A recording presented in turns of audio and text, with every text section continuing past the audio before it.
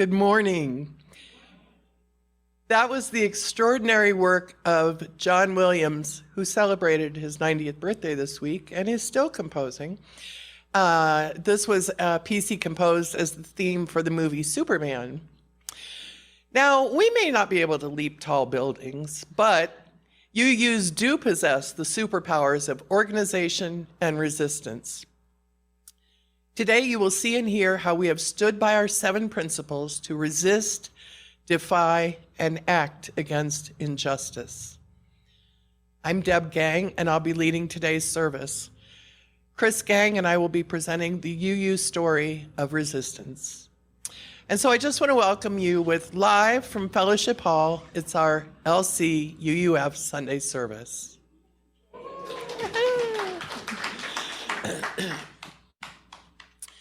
Our announcements are on a slideshow before this service.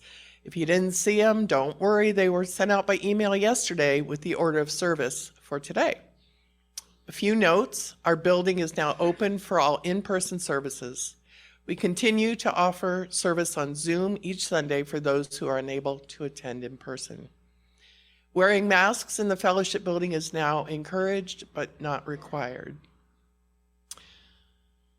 And now a special welcome to our visitors. If you are visiting with us for the first time or have returned or reconnected with us after a long absence, we invite you to say your name and tell us where you're from. If you're on Zoom, use the Zoom raise hand feature, or just turn your video on and wave your hand, and we'll ask you to unmute.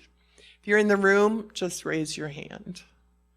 I don't see anybody new. Am I missing anybody today? No. Okay, I don't think there's anybody new here. Zoom, anybody new with us on Zoom? Doesn't look like it, Deb. All right, thank you. Our chalice lighting words today are by Florence Kaplow. We light this chalice today in honor of the Unitarian Universalist first principle, to affirm and promote the inherent worth and dignity of every person. We recognize that these are not just words to be spoken. Instead, they call us out of our comfort into an ever-deepening commitment. A commitment we make to the rights of all those whose inherent worth and dignity are denied, diminished, or destroyed by systems of oppression. And they call us into the practice of looking into our own hearts with courage and honesty. And I will add that in light of the events of the past 2 weeks, these words are more relevant and more important than ever. Now let us light our chalice with these words that we sing together. We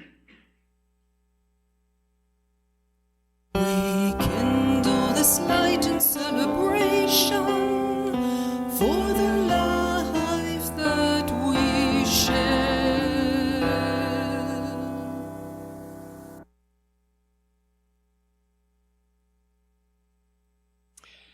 Today's opening words are Blessing for the Front Lines by Anna Jeffrey. Oh, you rebel, you queer and wayward child, you abandoned and listless, you angry and forgotten, you brown and black and indigenous, you homeless and impoverished, you dreamer, you warrior. You're not alone here. You have never been alone, not in this place, not in this time. Not in the whole of history. There have always been ones like you, and there will always be ones like you. We have always fought in the papers, in the streets, with paint cans and with pens, through tear gas and water cannons. In your armor inadequate, in your fear and your rage, you've never been alone.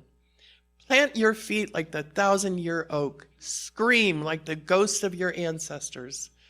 Light your hearts on fire with the ashes of all the dead sons.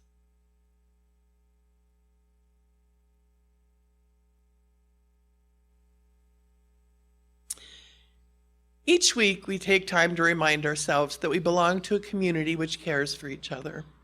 We do this by sharing any significant joys or sorrows in our lives. As the words in our opening hymn reminded us, When we tell our story from deep inside, our joys and our sorrows, and we listen with a loving mind, we hear our voices in each other's words, then our heart is indeed in a holy place. If you have a joy or sorrow to share today, those of you on Zoom can type it into the chat and we will read them. First, let us recall the joys, whatever you may be celebrating, whatever evokes a feeling of joy or peace for yourself or others. You on Zoom are welcome to type joys in the chat box, and we'll start with the folks here. Are there any joys that people would like to share here in the room?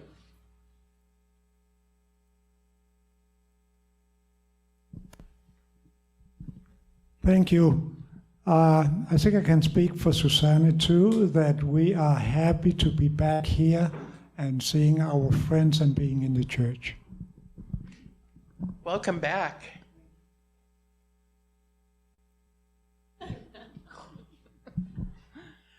I'm Devorah Kelly, and my joy is that after almost 3 years of not being able to see my mom, she now lives 8 minutes from me, and we celebrated at La Nueva Posada her 99th birthday on Friday, and she ate all of her cake.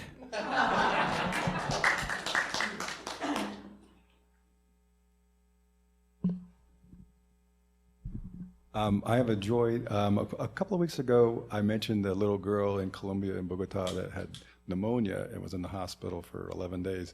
Well, the epilogue on that is she's great now. She's all recovered. So that's a great joy. Anyone else?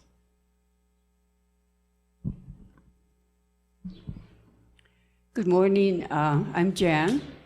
And my joy is that I'll be going to Canada at the end of the month to visit my family. The reason why this is such a joy is because I didn't think I would ever be leaving the country again in my lifetime. I thought that due to circumstances, I was going to remain in Mexico till the end of my life. But it was pointed out to me that my 8 siblings might never get together if we didn't do it now. We were all getting on. So I'm going, and I'm really happy. Wonderful.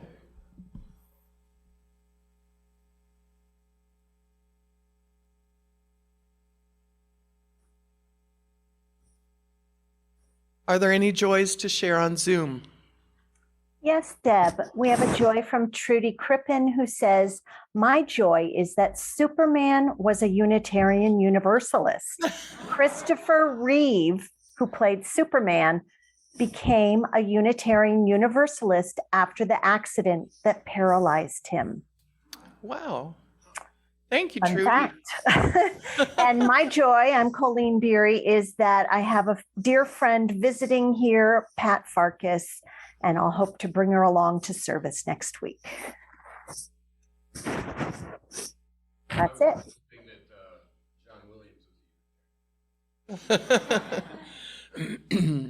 Now let us voice our sorrows or concerns, whatever you or the world may be holding that is in need of our healing and caring thoughts. You're welcome to type sorrows and concerns in the chat. And again, we'll start with the folks here in the room.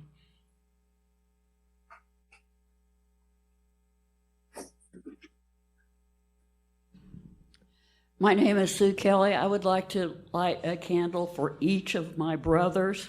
The older of the two lost his daughter-in-law a month ago. She was only 50 and left 2 children.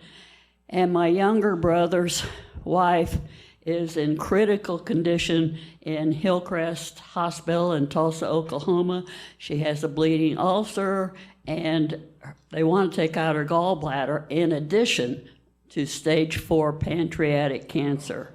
She is really suffering.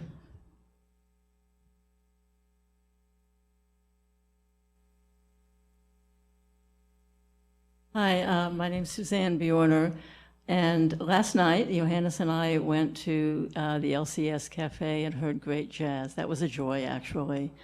There was a lady sitting at the table next to us by herself, and so after a while we asked if she wanted to join us, and she did. She came over, and of course we didn't know her. It was the first time we met.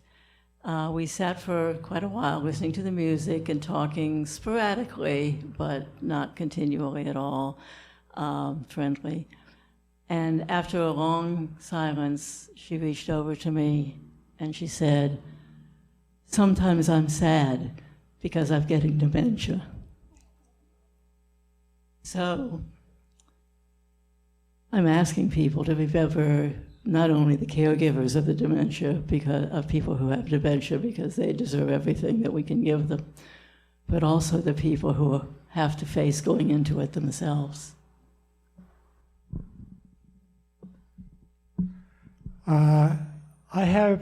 I'm sad because watching what's happening in our country, United States, with the Supreme Court, they are rushing from one thing to the other. They're splitting the country apart, making it very hard for women and making it very hard for states that are trying to control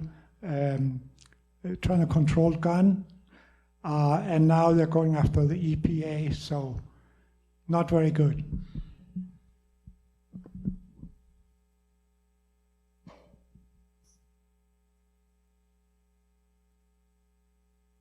Kriss and I have a concern. Our oldest son is having, it seems like fairly serious surgery on Wednesday, and so please hold him and us in your thoughts. Thank you. Are there any sorrows to be shared on Zoom? We have a couple, Deb. The first one is from Trudy, again, who says, "My concern is that we have 2 members on Zoom this morning who are suffering from COVID, as well as 2 members who are isolating in their hotel room in Spain as they recover from COVID."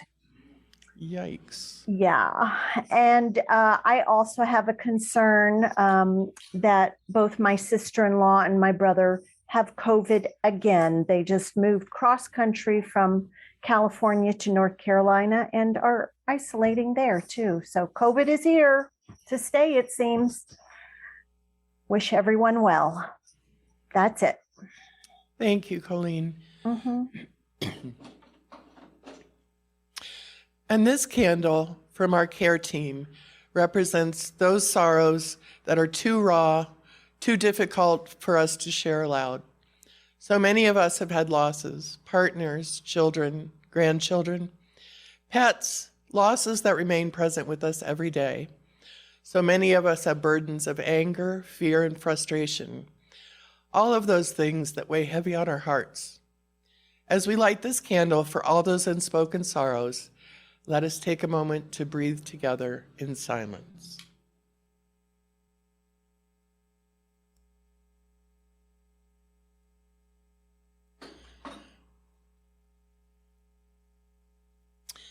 Our opening hymn is "We Are a Gentle, Angry People." This song, written by Holly Near in the wake of the Harvey Milk assassination, is a call to action. It demands that we make sure everyone knows who we are and how many we are. We who will not be moved, we who are scared and angry and loving and resisting.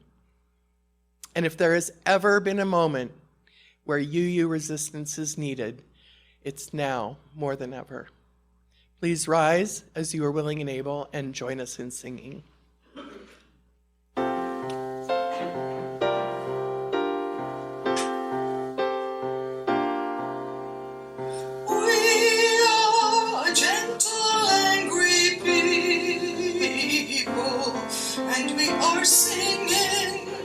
Singing for our lives. We are a gentle, angry people, and we are singing, singing for our lives. We are a justice-seeking people, and we are singing, singing for our lives.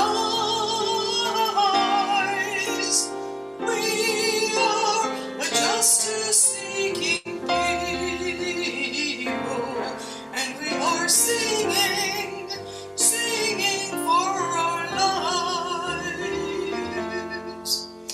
We are young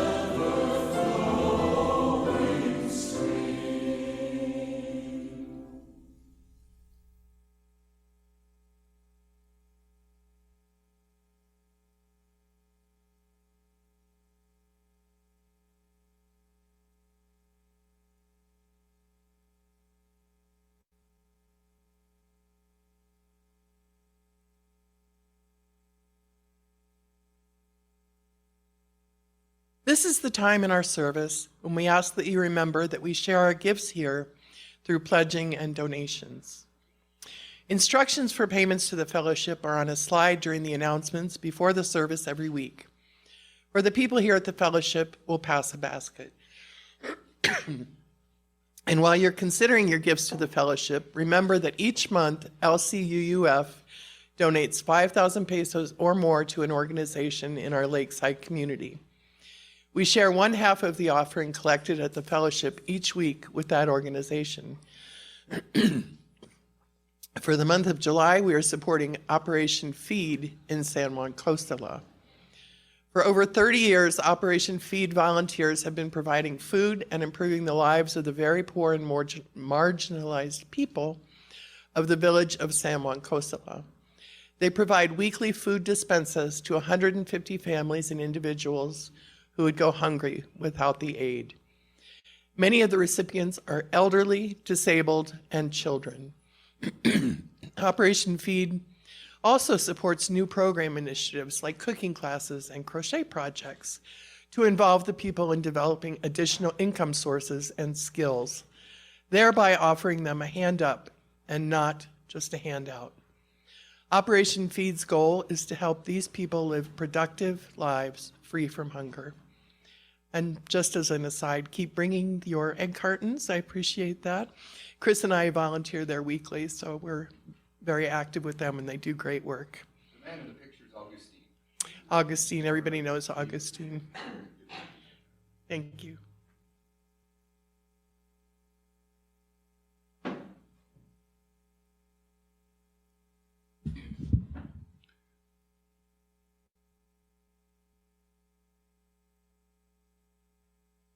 Who's feeling patriotic today? Okay, who's struggling with how to feel today? Friday was Canada Day and tomorrow is the 4th of July. Patriotic Day is a celebration in both countries. But what does it mean to be patriotic? Today's service is about resistance, a concept for which UUs seem much more comfortable with than patriotism. When UUs I've known have struggled with the concept of being patriotic, of waving a flag, pledging allegiance, singing the national anthem, etc. But patriotism really is not about just saluting the colors or recognizing all that is great about one's country while turning a blind eye to its faults. I turn to Eleanor Roosevelt for a definition of patriotism that I think resonates perfectly with our principles. She wrote, "True patriotism springs from a belief that dignity of the individual, freedom and equality, not only for Americans, but for all people on earth, universal brotherhood and goodwill, and a constant and earnest striving toward the principles and ideals on which this country was founded." It's when our institutions and our political systems and other organized groups stand in the way, directly oppose, or legislate against the principles and ideas embodied in our 7 principles that UUs act. We defy and we resist. Today we will present stories of this UU resistance, focusing on the climate environment, LGBTQ advocacy, civil rights movement and Black Lives Matters, reproductive health, my God, and immigration justice. The events of the past few weeks have left some of us feeling a little defeated and a bit hopeless, in my case, a little angry, especially living here in Mexico. But I am here to tell you that as UUs, we are neither defeated nor without hope. Our denominational history of resistance as individuals and as congregations tells me that we will step up to today's challenges and fight for justice, as our UU principles demand. Today, you will hear about this history and stories of resistance that define our denomination. It was my intent in agreeing to writing and presenting the service to start a dialogue within the congregation and begin a series of conversations about what social justice programming could look like at LCUUF and how we might choose to define paths of resistance, our own paths of resistance that works for us here in Mexico. We will start this discussion hopefully at the end of this presentation and continue it after the service has ended. So let's get to it. Dangling 100 feet over the Willamette River in a dramatic protest that temporarily blocked a Shell oil ship headed for the Arctic exploratory drilling in the Arctic Ocean, Unitarian Universalist Elizabeth Mount had a lot of time to reflect on the nexus between UU values and climate justice activism and resistance. A lifelong UU and student at Meadville Lombard Theological School, Ms. Mount and other UUs were among 13 trained Greenpeace volunteers who used climbing gear to hang for 40 hours from the St. John's Bridge. 40 hours. Preventing the icebreaker from getting through. Mount tweeted the experience live. 2 other UUs were also in attendance as support personnel for this dramatic protest. Here's a short video where she describes what they're doing.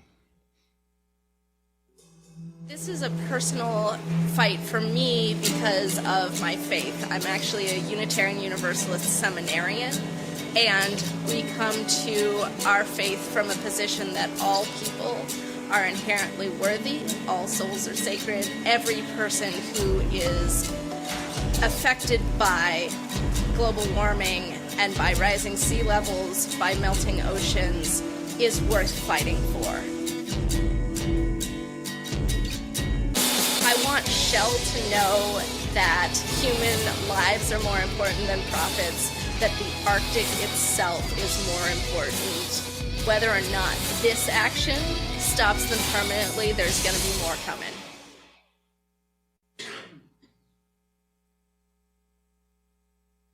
Our 7th principle, respect for the interdependent web of all existence of which we are a part, drives UU congregations and individuals' resistance to the climate change deniers, the fossil fuel industry, and legislation that reinforces environmentally damaging practices.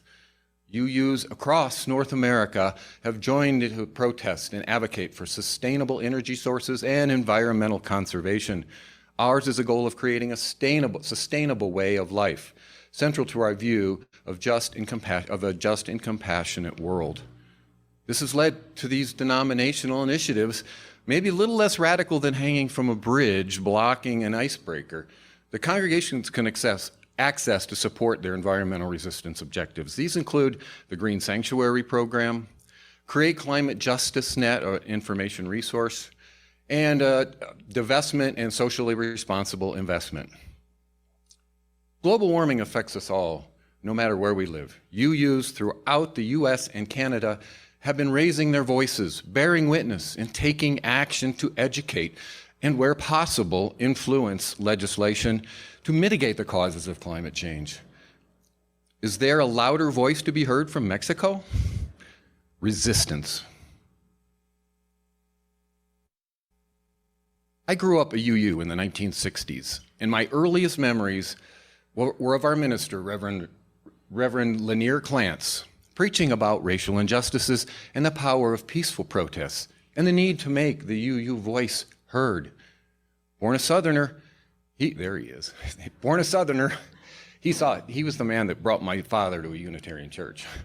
Born a Southerner, he saw firsthand the injustices of the Jim Crow South, voter suppression, and the deadly work of the Klan. He frequently organized and led local UUs to protest marches in Washington, D.C., Atlanta, and Alabama. We often had substitute minister. The church I grew up attending was once a stop on the Underground Railroad, actually.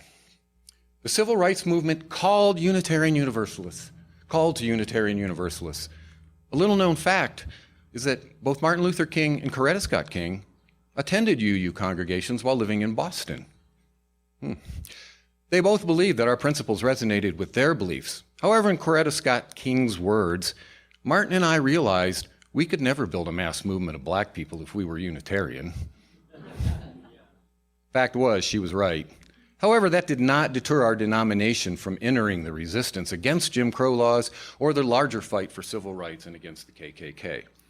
In 1965, Martin Luther King appealed to clergy across the nation to come to join the protesters in their struggle for voting rights.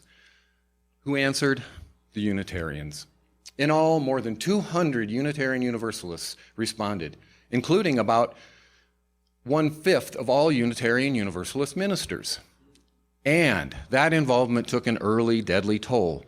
Two of the first earliest victims to the violence were the Unitarian Reverend James Reed and Viola Griglioso. And while civil rights activists killed in Selma, they were white civil rights activists killed in Selma in 1965 by the KKK. I remember sitting at 25 Beacon Street for meetings, and they had a giant plaque honoring their deaths and their work. After these events, the UUA moved its annual board meeting to Selma, where, in coordination with Dr. King, they identified how we could best lend our voices to the movement. As a result, UU ministers and congregants actively participated by marching alongside civil rights leaders and participating as freedom riders. UU involvement with the civil rights did not start, though, with Dr. King's call to action.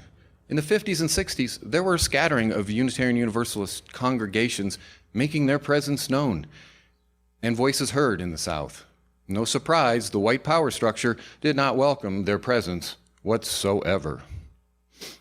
Southern Unitarian Universalist congregations faced a choice: retreat from the South or learn to live in tension, offering sanctuaries of openness in an otherwise closed society.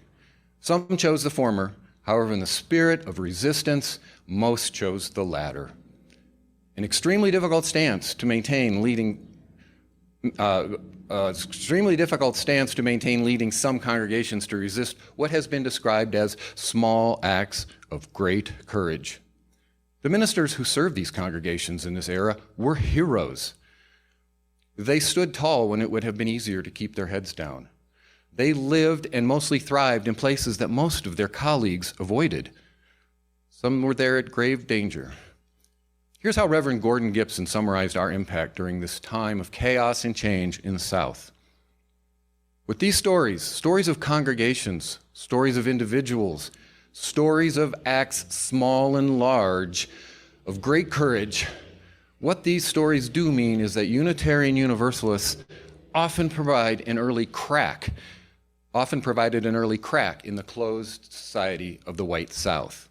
In response to an ideology that depicted some people as great worth and others of little worth, we proclaimed the worth and dignity of all people.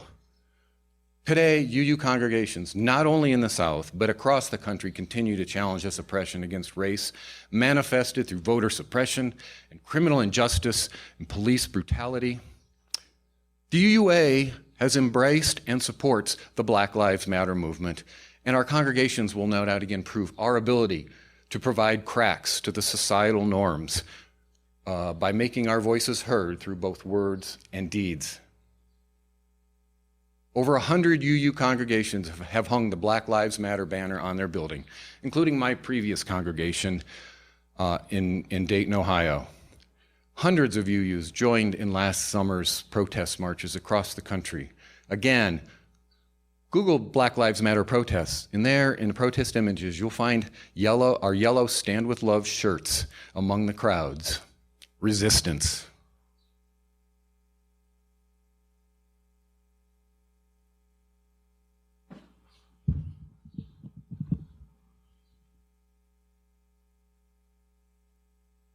In 1969, UU minister James Stoll became the first ordained minister of a major religious group to come out as gay.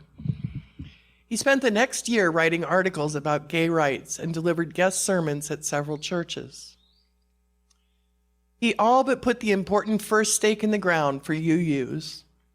In 1970, at the General Assembly in Seattle, the UUA passed a resolution condemning discrimination against homosexuals and bisexuals. Since 1970, there have been several UUA resolutions supporting people regardless of sexual orientation. The UUA has officially supported its clergy performing services of union between same-sex couples since 1984 and has supported same-sex marriage since 1996. In 1988, the first openly transgender person was ordained by the UUA, and in 2002, Sean Dennison became the first openly transgender person to be called to serve a UU congregation, in Salt Lake City, no less. And the first two ministers to be prosecuted in the United States for performing same-sex marriages were Unitarian Universalist ministers Kay Greenleaf and Dawn Sangre. Yay! They appeared in court in 2004, charged with multiple counts of solemnizing a marriage without a license. All charges against the two ministers were eventually dropped. No other denomination has done more to advocate, legislate, and fight for LGBTQ justice than Unitarian Universalists. Beginning in 1970 and continuing to today with the Side with Love advocacy initiative, UU clergy and congregations have had a disproportionately large and lasting impact on the lives of the LGBTQ community. Thousands of same-sex civil unions and marriages have been performed by our clergy over the past 5 decades. We have consistently provided a safe space for couples to share and celebrate their love when they were being turned away everywhere else. However, this has not come without cost. Our churches have been targeted by hate groups, clergy threatened, property damaged, and in the tragic case of the Tennessee Valley UU Church of Knoxville, congregants were murdered in their own sanctuary. But despite all the political opposition, the death threats and murders, for one brief moment, our principles prevailed. Who could forget when we finally saw a glimmer of justice when the Supreme Court ruled in favor of same-sex marriage? It was a beautiful and glorious moment, perhaps even patriotic. I will never forget the image of the White House emblazoned in rainbow colors. Yet we persist. The fight is not over. Despite the past and current danger, the threats and challenges, our congregations continue to work and advocate for love and acceptance of all people. Our advocacy and outreach continues to grow, and continued resistance will be essential as the new illegitimate right-wing Supreme Court of the U.S. is poised to overturn same-sex marriage as recklessly as they overturned Roe v. Wade. Resistance. Now I want to say a few words about standing on the side of love. The phrase was first spoken by Unitarian Universalist Association President William Sinkford in 2004. One Reverend Jason Shelton was meeting with Sinkford at the UUA headquarters when word came that President George W. Bush had called for a constitutional amendment banning same-sex marriage. Sinkford took a call to tell a reporter, "We are standing on the side of love." Shelton started scribbling notes and lyrics. The song seemed to jump out of the walls of 25 Beacon Street in one of the most powerful, sacred, creative moments I've ever experienced, Shelton said. The song quickly became an anthem sung at state capitals across the country in the fight for marriage equality. And the anthem and message grew bigger than LGBTQ justice. It became a rallying cry when Unitarian Universalists were thrown into jails in 2010 in Phoenix alongside immigrants demonstrating for their rights, and during the Justice GA there in Phoenix in 2012. Standing on the Side of Love, now known as Side with Love, is the most successful advocacy program ever supported and promoted by the UUA, and is the slogan our faith is most known for, emblazoned on those yellow t-shirts that pop out of the crowd at all kinds of demonstrations. Again, I challenge you to Google Gay Pride Parade or immigration protest or BLM images. It won't take long for you to find photos of marchers or protesters in the now iconic yellow Stand with Love t-shirts. Immigration justice has long been a celebrated cause for resistance among our congregations. UUs have protested, lobbied, and gone to jail in our efforts to aggressively fight for immigration rights. The modern era of the sanctuary movement, formed in the 1980s to offer protection to undocumented refugees fleeing Central American wars. Thousands of Salvadorans fled the violence, coming north through Mexico to the United States. In the fall of 1981, the killing expanded to Guatemala, which led to a similar exodus. Today, we are again witnessing people fleeing violence in Central America and the Middle East and elsewhere in the world. And UUs are there to resist. But this resistance has not come without repercussions. Because sanctuary congregations were breaking the law, a low profile was necessary. In spite of the attempt to stay under the radar of the INS, the sanctuary movement was infiltrated by informants, and 16 sanctuary workers, clergy, and laypersons were indicted in 1985 on 71 counts, including conspiracy. Eventually, 11 went on trial and 8 were convicted, but none went to prison. All were given probation. In 2016, a new sanctuary movement, a coalition of religious communities that offer protection to undocumented immigrants, was established. By 2017, there were 63 UU congregations that were again sanctuary churches. 63, including First Universalist Church of Minneapolis, where Kriss and I were members in the 80s and 90s. I recall, and Barley too, I recall in the 1980s when we first joined, they were hiding a Guatemalan family living in the basement for at least a year.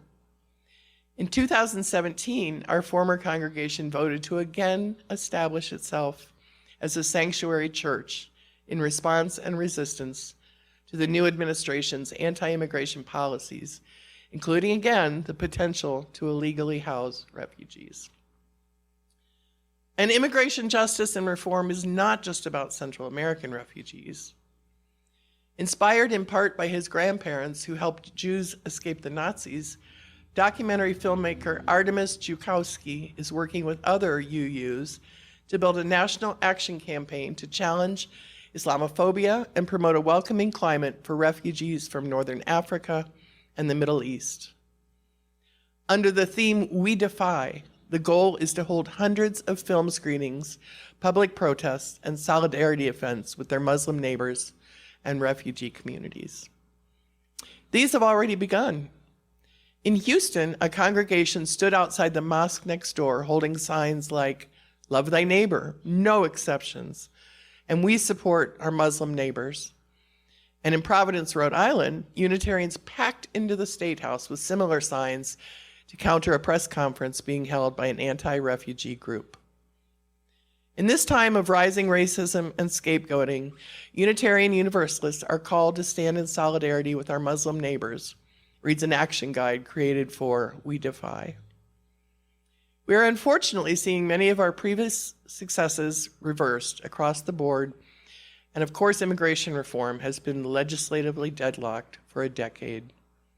The need to side with love and resist is greater than ever.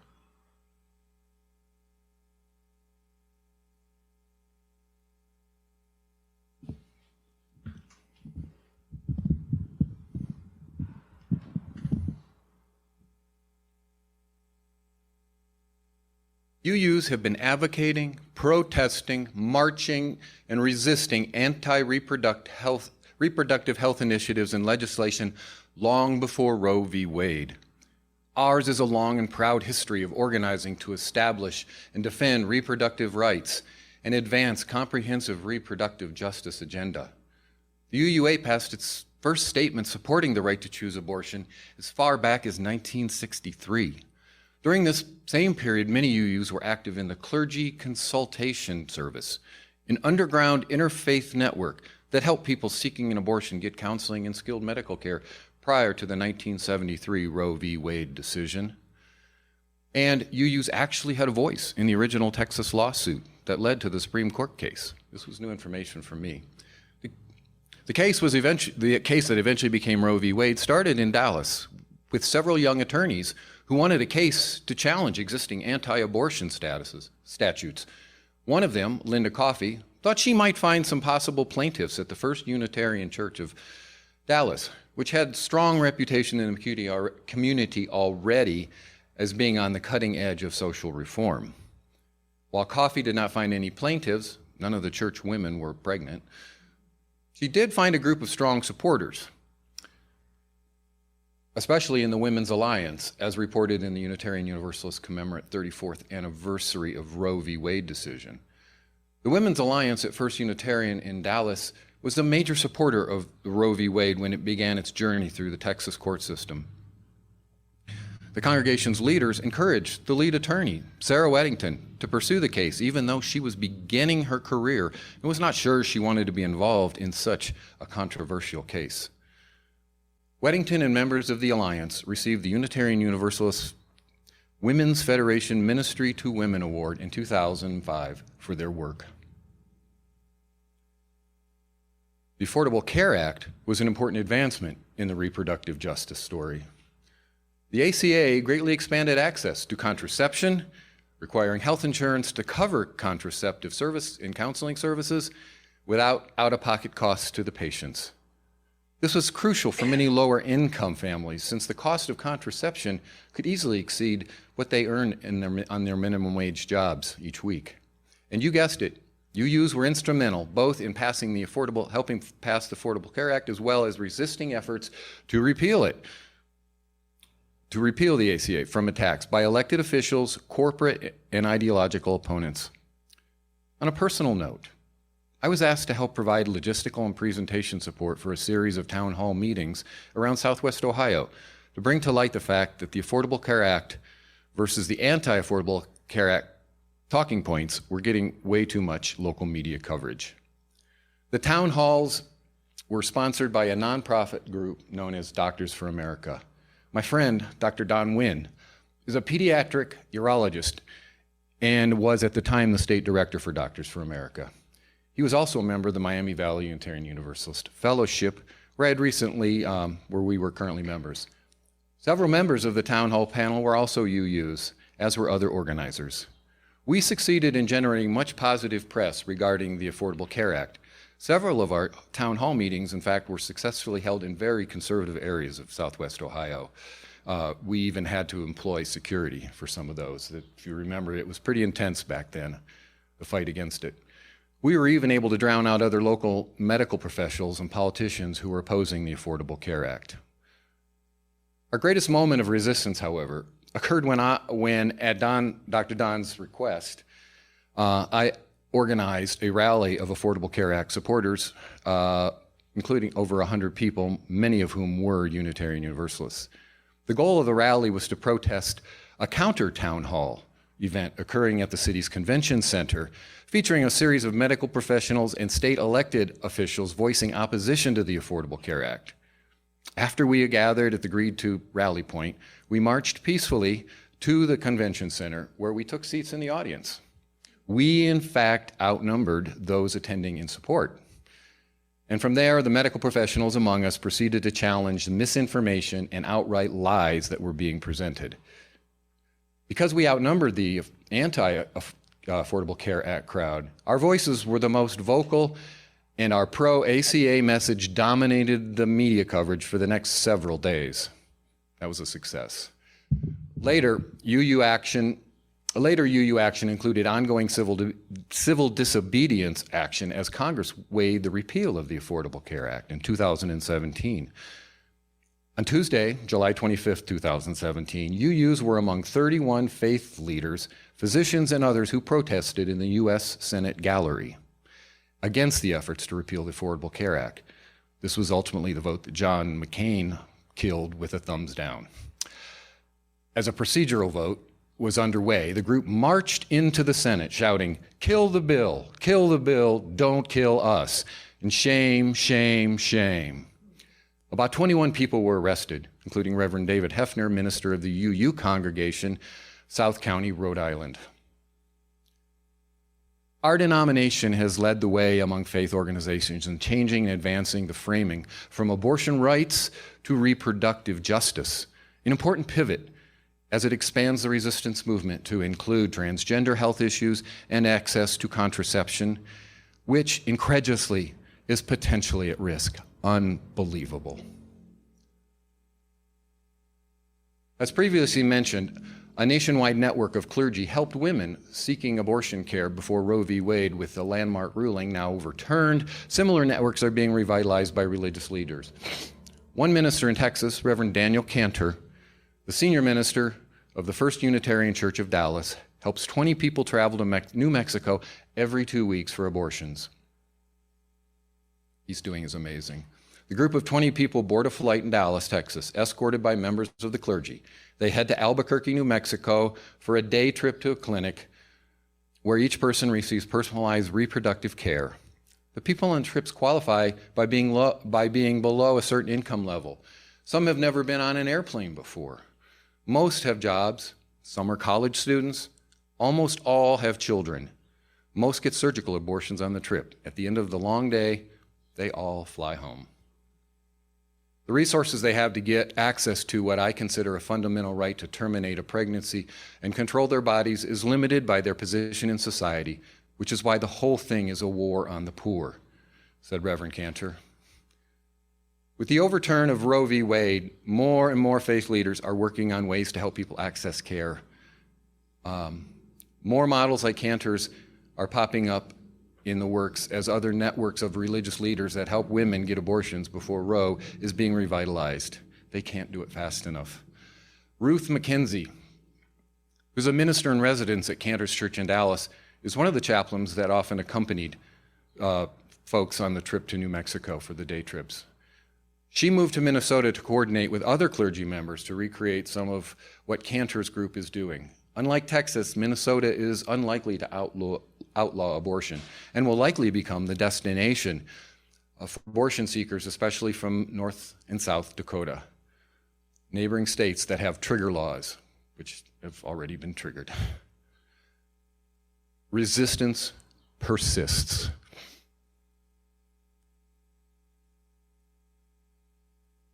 Unitarian Universalism was born out of resistance to Trinitarianism and resistance to Calvinism. And from these foundations, we build a history of resistance challenging slavery, workers' rights, supporting voting rights for women, and civil rights for African Americans. Most recently, we've stood on the side of love, promoting same-sex marriage and transgender rights, and have stood up to challenge anti-immigration executive actions. Expansions of access to guns, voter suppression, and attacks against freedom of speech by book bans and don't say gay laws. And now, only 2 weeks ago, a woman's right to reproductive choice was eviscerated by the Supreme Court with a threat by the same court to eliminate the right to gay marriage and contraception.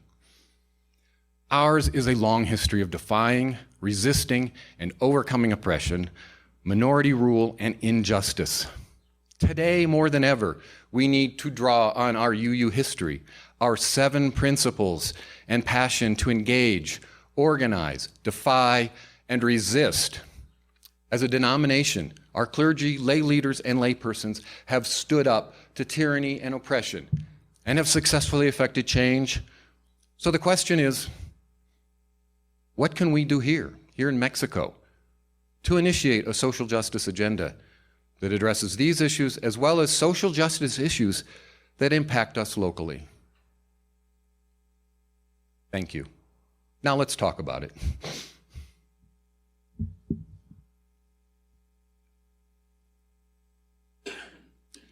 Social justice work is a part of every congregation, as you've heard. For some congregations, it's the core of their mission. For others, it's important work, but not the primary focus. At LCUUF has initiated and participated in a number of social justice events and activities with great success. You saw some of these events in the special slideshow we presented. There's a mixed story of success and failure within congregations seeking to do the work of social justice. Today, we want to begin to explore the broader question of what should social justice look like for LCUUF, especially given our status as a nonprofit in Mexico and those limitations that go along with that. What do we have? What do we have the physical and fiscal ability to take on? I want to take about 10 minutes or so right now to begin the discussion or to hear some feedback. And we'll continue the discussion at the conclusion of the service. which means anyone who doesn't want to talk about social justice can go out there because we're going to close the curtains and we're going to talk about it. We've tried having these discussions and everybody just wants to socialize, which is fine. So I've proposed a few questions that we can start to consider.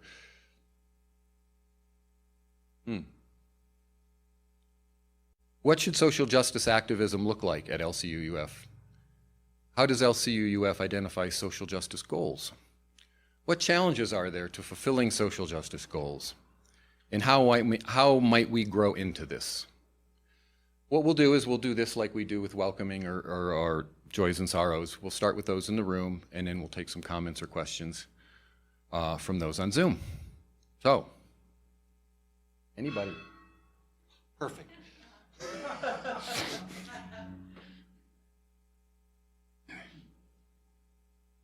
Silence? I know Richard won't be silent. I have to. Wait till the bell stops. 4.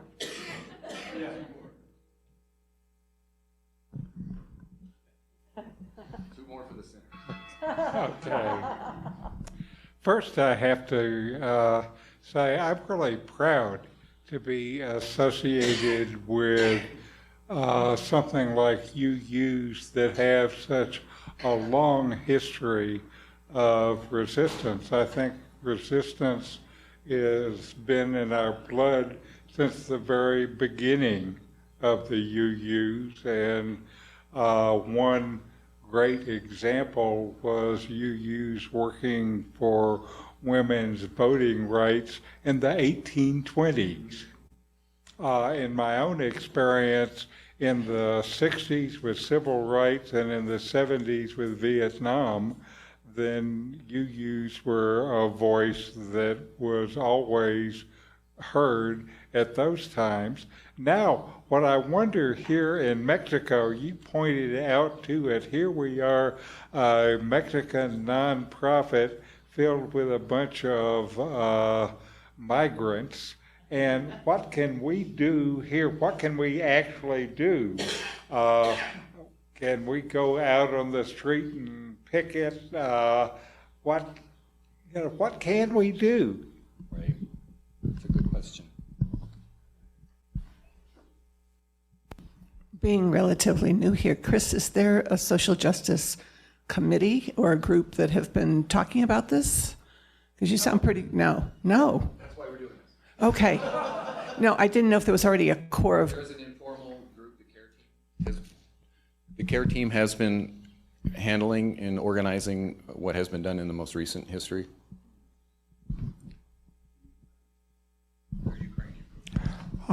I think in some ways we are already doing some good things. We are supporting groups within Mexico like Poco a Poco, and other expats are supporting Poco a Poco too. And it is shocking to learn about the condition of the children of San Pedro de Itzican, which are dying at a higher rate of renal kidney problems than anywhere else. So I think that certainly is something we're doing, and maybe we can do more.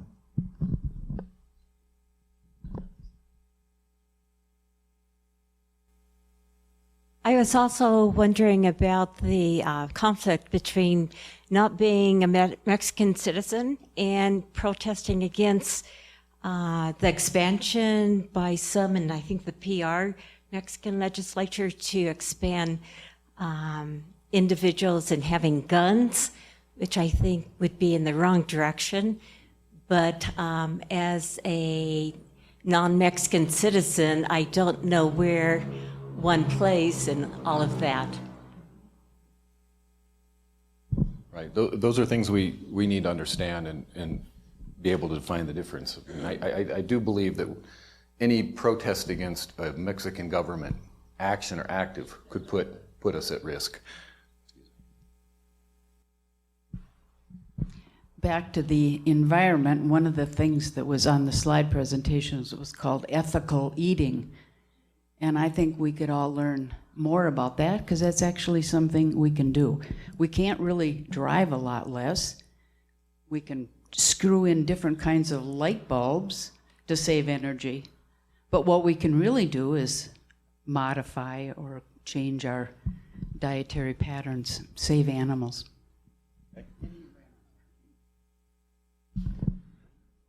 Most of us are not Mexican citizens, and we're not allowed to get involved in Mexican politics. Right now, we have a government led by AMLO that's completely pro-fossil fuel. This is a country that's rich in geothermal capacity, abundant light. We should be encouraging the use of green energy here. We can talk to our Mexican friends, which is not a political act, and remind them what the possibilities are for Mexico in terms of green energy. Possibly even organize and maybe put on some workshops or presentations around that, sharing information. Okay, just real quick.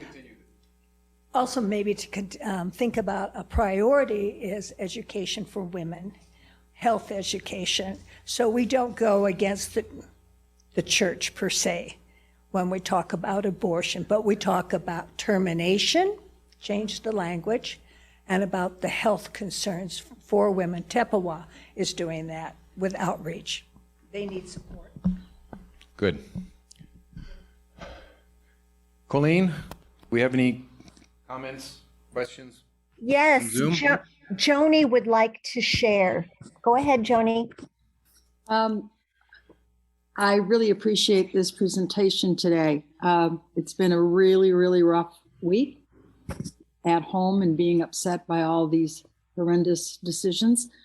And I thank you for this wonderful, informative presentation. I want to say that this fellowship did several years ago have a call for what are we doing about social justice? And it was at a time before the t-shirts and before we knew what we were doing.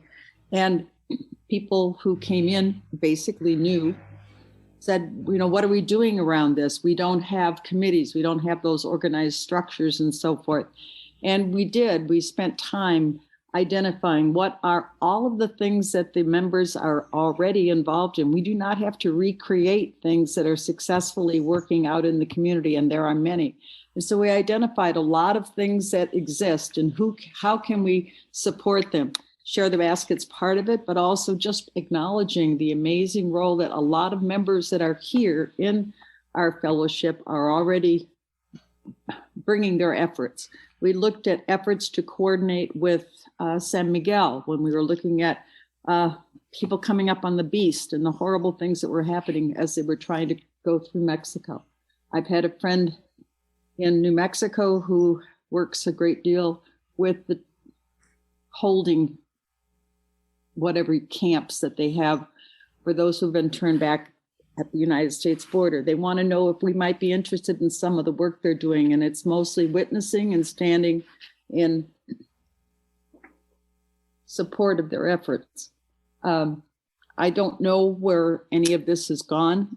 I don't think it's been official from the UU Fellowship as such, having made their own committees, but I think there's a lot that goes on.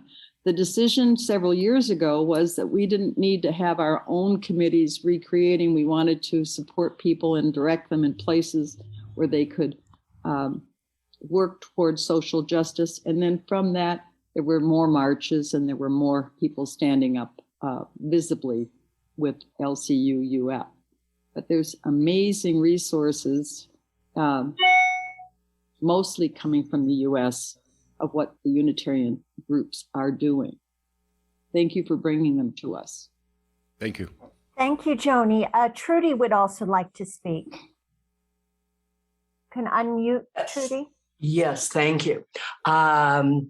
Thank you, Joni, for reminding us of some of the things we have done in the past. And if you look at our budgets, every year we give a significant amount to Sylvia Flores's Women's Health Program.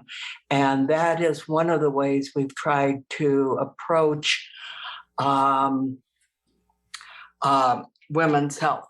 And Sylvia Flores is very effective about providing education, testing, and supplies to the local community. I think one of the things we can also do is have the courage to stand up to people, say on Facebook or in person, who are clearly doing inappropriate things as people from our various home countries. It's easier for us, I think, to stand up and say, you can't do this. And I did this week with a woman who's clearly not paying taxes and is competing with local massage providers.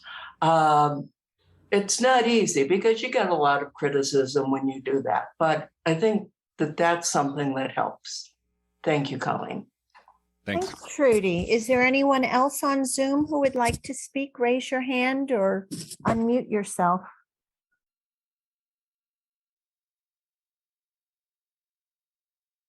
Doesn't look like there's anyone else for the moment.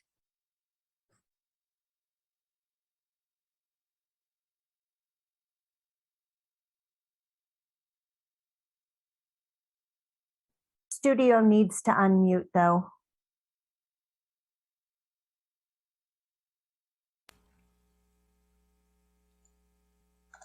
We good? Our closing hymn is There's More Love Somewhere. This song is among the repertoire of African American songs from the time of slavery. Spirituals give voice to the experience of slavery, the African American experience of survival and resilience.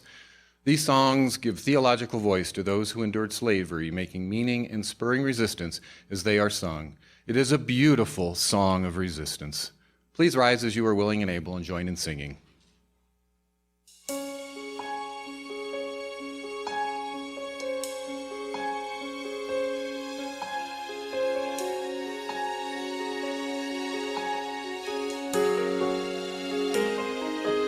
There is more love somewhere. There is more love somewhere. I'm gonna keep on till I find it. There is more love somewhere.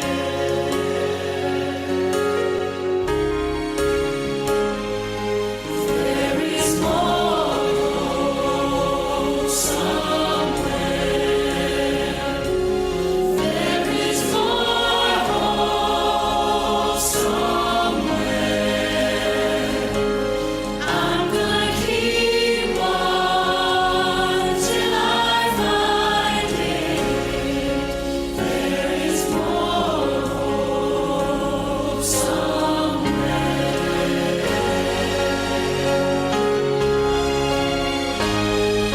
There is more joy somewhere.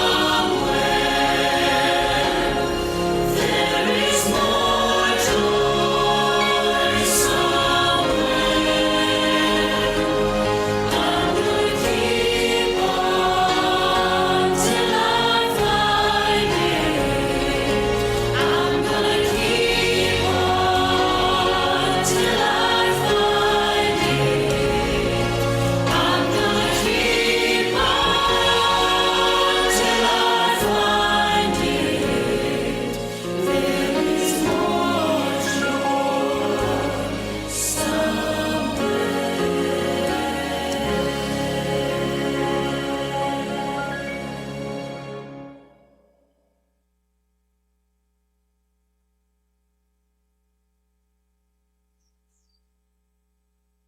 Today's closing words are by Rosemary Bray McNatt. By no means are we Unitarian Universalists perfect. We often fail as much as we succeed, yet even when we have broken our vows 1,000 times, we return to this essential work of justice and liberation for all. We do the work best when we remember what church is and what it is not. Church is not a place to hide. It's not a place to get away from the world. It is not a place where we go to pretend that the lives we live and our particular situations are not terribly complex, often confusing, and sometimes depressing. Church is a place where we stand with one another, look the world in the eye, attempt to see clearly, and gather strength to face what we see with courage and, yes, with joy. Though each church operates independently, the Unitarian Universalist Association does provide many action guides, logistical support, and promotion for social justice initiatives related to all the areas of resistance that we've highlighted today. And I didn't even talk about the war protests. Again, please stay around for a short 5-minute break and join us for more detailed and maybe much more important planning and discussion. Thank you.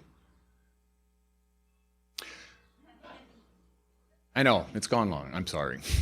Let us extinguish our chalice with these words which we read together. We extinguish this flame, but not the light of truth, the warmth of community, or the fire of commitment. These we keep in our hearts until with all the world. And that concludes our service. Thank you.